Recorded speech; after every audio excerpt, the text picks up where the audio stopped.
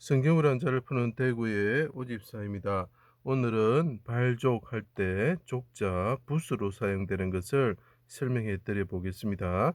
자, 여기서 발족자 제가 한번 강의를 했습니다.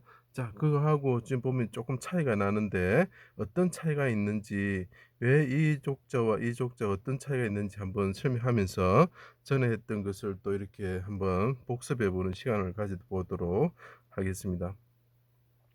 자, 여기서 보시면 거칠 지자가 보이고 입구자가 보이죠. 여기서 보면은 그 상자의 변형된 모습이고 사람 인자가 보입니다. 자, 여기 사람이 들어가느냐, 여기 하나님이신 그 임금이 들어가느냐, 상이 들어가느냐 차이가 되는 거죠. 자, 그래서 여기서 보면 여기 십자가에 달리신, 위에 달리신 하나님이 계신데 예수님이죠. 예수님이 부르짖었다.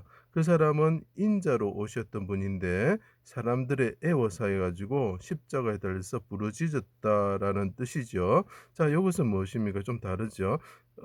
하나님이 온 땅의 어두운 가운데 임하셨을 때 그쳤다면, 해가 빛을 그쳤을 때 이 하나님께서 어떻게 부르짖었다라는 내용입니다. 그래서 조금 차이가 있죠. 그죠? 그치만 같은 뜻으로 쓰입니다. 자, 그것을 통해서 성경이 무엇을 가르쳐 주고 있는지 한번 생각해 보도록 하겠습니다. 자, 여기 보시면 발은 행악하기에 빠르고 무지한 피를 흘리기 신속한 인간들이 있었다. 자, 여기 사람들이 애워사고 십자가 위에 뚫어서 하나님을 달고 그분이 부르짖는 모습이 이제 보이십니까? 크게 부르짖으시죠. 그때 이 사람들의 발은 뭐라고요? 행악하기에 빠르다라는 거죠. 그래서 피 흘리기에 신속한 사람들이어서 평강의 길을 알지 못했다. 그래서 하나님의 아들이 왔을 때 포악으로 인해서 그분을 십자가에 달고 죽게 하였다라는 거죠. 자, 하나님이신 예수님을 발에 덧을 그물 올무를 놓았다는, 이 사람들이 어떻게 했냐? 이분의 발에 그물을 쳤다라는 거죠. 자, 그다음에 어떻게 합니까? 이 사람들이 수족을 찔러서 뚫을 권자가 됩니다. 찔러서 십자가 위에 달았다는 거죠. 이분은 의로운 분이라는 거죠. 십자가 위에 달았다. 자, 해가 빛을 잃고 어둠이 임하였다. 자, 사람과 관련돼서 십자가에 달리신 분이 수족이 찔리시고 어떻게 됩니까? 또 신발이 벗겨져야 되겠죠. 신발이 벗겨지면서 발에 신이 벗겨지면서 이 포악한 사람들의 그 발이 피를 흘리는 발에 의해서 그분 십자가에 달리시고 하나님께 부러지셨다라는 거죠. 언제 부러지느냐? 해가 빛을 잃고 어둠이 임할 때 그칠 때에, 자, 그래서 이걸 연결이 됩니다. 그칠 때 하나님이 임하셔서 온 땅에 어둠이 임하면서 해가 빛을 그칠 때 그분이 부르짖었다는 거죠. 자, 그때 해가 빛을 잃은 것을 물의 흐름과 빽빽한 구름이라 했죠. 하나님이 하늘을 들이우시고 강림하시니 하나님께서 빽빽한 구름과 불 가운데 강림하고 있는 모습을 그 어둠이 임했다라고 표현을 하고 있습니다.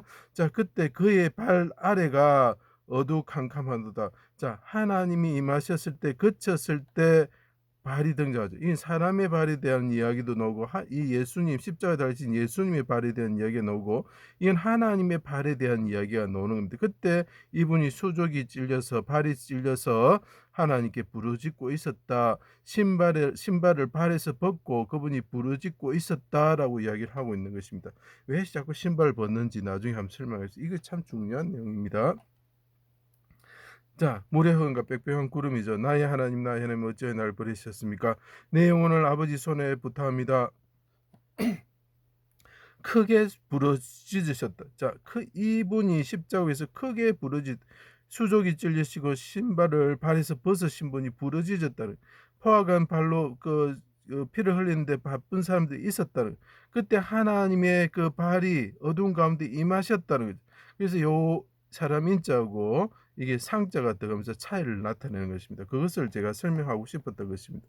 자, 크게 부르짖으시고 영혼이 돌아가셨다. 가다라는 거죠. 이 사람들이 이분을 끌고 가서, 가다는 뜻이 되죠. 어떻게 합니까? 영혼이 돌아가시게 만들었다. 그리고 이 사람들이 달려가서 신포도주를 주었다. 그래서 가다라는 뜻이 들어가 있습니다. 백성들의 죄를 담당하시고 영혼을 속건제물로 들이셨다. 자, 이것을 보면 이사야서 53장에 보면 영혼에 수고한 것을 만족하게 여기셨다. 다 이루었다라고 이야기합니다. 자기 수고한 것을 만족하게 여기셨다. 그래서 족하다라고 이야기를 하는 것입니다. 오른손으로 구원하심으로 죽음의 큰 물에 그분이 건져지셨다. 그 사망이 그쳐졌다는 거죠. 자, 자기와 자기 백성을 구원하여 주실 것을 십자가에 계신 분이 부르짖습니다. 하나님, 나와 나의 백성을 구원하여 주십시오. 에스더처럼 기도하는 거죠. 자, 그때 되면 오른손으로 구원을 받아서 사망이 그쳐질 때에 하나님의 발이 임하셔서 그 부르짖음에 응답하셔서 그를 사망에서 그치게 하셨을 때 어떻게 하느냐? 넓은 곳으로 인도하시며 나의 발을, 자, 어둠이 임할 때 시편 18편을 잘 봐주세요. 어둠이 임하고 하나님이 발이 임하실 때 어떻게 됩니까? 사망이 그쳐지면서 나의 발을 암사슴 발같이 같게 하시면 나를 높은 곳에 세우셨다라고 이랍니다. 그 내 발을 반석 위에 두사 내 걸음을 견고하게 하셨습니다라고 고백을 하는 거죠. 자, 그래서 이게 발이 같은 발이지만 조금 의미가 다르다는 것을, 뉘앙스가 다르다는 것을 알 수가 있습니다. 내 걸음을 넓게 하시고 나를 실족하지 않게 하셨습니다. 하늘에 오르시어 천하의 왕이 되셨고 원수를 뒤쫓아가서 그들을 쳐서 능히 일어나지 못하게 하리니 원수들이 내 발 아래 엎드려질 것입니다. 하나님께서 나를 오른손으로 이제 해가 빛을 그쳤을 때 하나님이 임하셨을 때 이분이 부르짖습니다. 아버지께서 오른손을 구원하시면 나의 암사슴 발처럼 되고 원수들이 내 발 앞에 엎드러질 것입니다라고 이야기를 하는 것이죠. 자, 그렇게 되면 어떻게 됩니까? 어둠과 죽음의 그늘에 앉은 자들이, 그때 이 사람들이 어떻게 됩니까? 이 사람들이 포악한 길로 가면서 평강의 길을 알지 못하던 사람들이 어떻게 된다고요?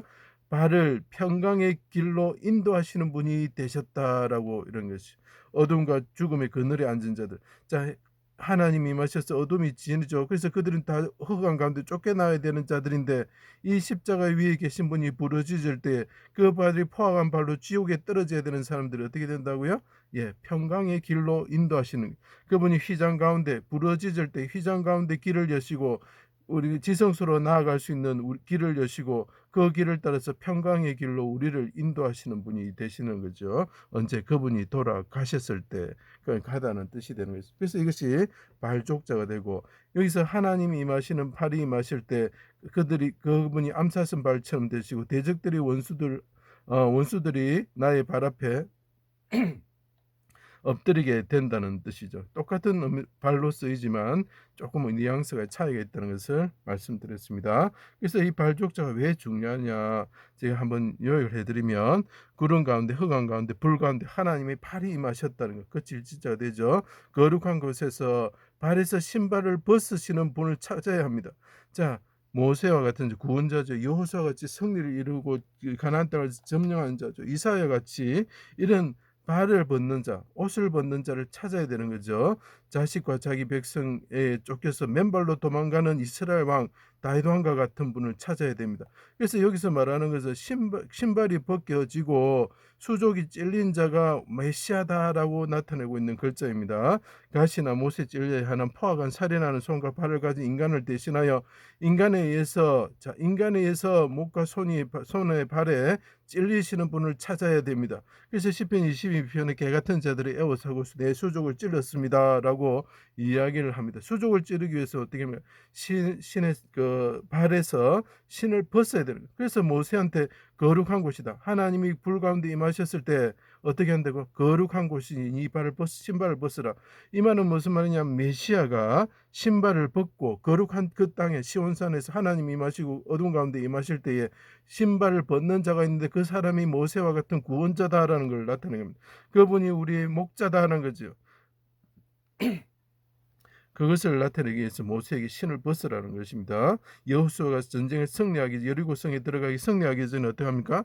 신의 발에 신을 벗으라 이라는 이야기하는 거죠. 똑같은 이야기입니다. 군대 장관을 만났을 때 하나님의 임재하심을 뜻하는 것입니다. 그때 어떻게 되냐? 거룩한 곳이니, 거룩한 곳이 어디입니까? 거룩한 시온산에서 신발을 벗고 발을 수족을 찔리는 사람을 찾아라는 거죠. 그분이 우리를 위해서 부르짖을 때 우리가 죄 용서함을 받게 된다는 것입니다. 그분이 메시아라는 것입니다. 우리 죄를 담당하시고 기도하시는 분을 찾아야 합니다. 그분이 죄를 인하여 대적에게 잡혀서 옷이 벗겨지고 신발이 벗겨진 우리를 구원하시고, 우리가 죄를 지었을 때 우리는 마귀 대적에게 볼기를 드러내고 신발을 벗겨진 상태에서 끌려가는 자가 되는 거죠. 그때 어떻게 됩니까? 우리에게 옷을 입히시고 발에 신을 신겨 주시는 분이, 아버지와 같으신 분이 있다는 거죠. 그분이 우리를 대신해서 옷이 벗겨지고 신발이 벗겨지고 발에서 신발이 벗겨지고 십자가에 달려서 하나님께 부르짖었기 때문에 우리가 구원을 받게 되는 것입니다. 우리를 수치로부터 구원하시는 분입니다. 그분은 십자가에서 하나님이 임할 때 신발을 벗으시고 수족이 찔려 돌아가시고 부활하셔서 우리의 발을 평강의 길로, 자기를 찔러 죽이는 이 사람들을 위해서, 이 사람들의 발을 평강의 길로 인도하시기 위해서 십자가 위에서 부르짖으시고 돌아가셨다. 언제? 하나님의 발이 불 가운데 어두운 가운데 임하셨을 때, 이런 내용이죠. 그래서 우리는 신발을 벗는 분, 거룩한 곳에서 발이 벗겨지신 메시아를 찾아야 됩니다. 그 메시아를 찾고 그분을 믿을 때에 우리가 구원을 받을 수 있습니다. 제 강의를 들어주셔서 감사합니다.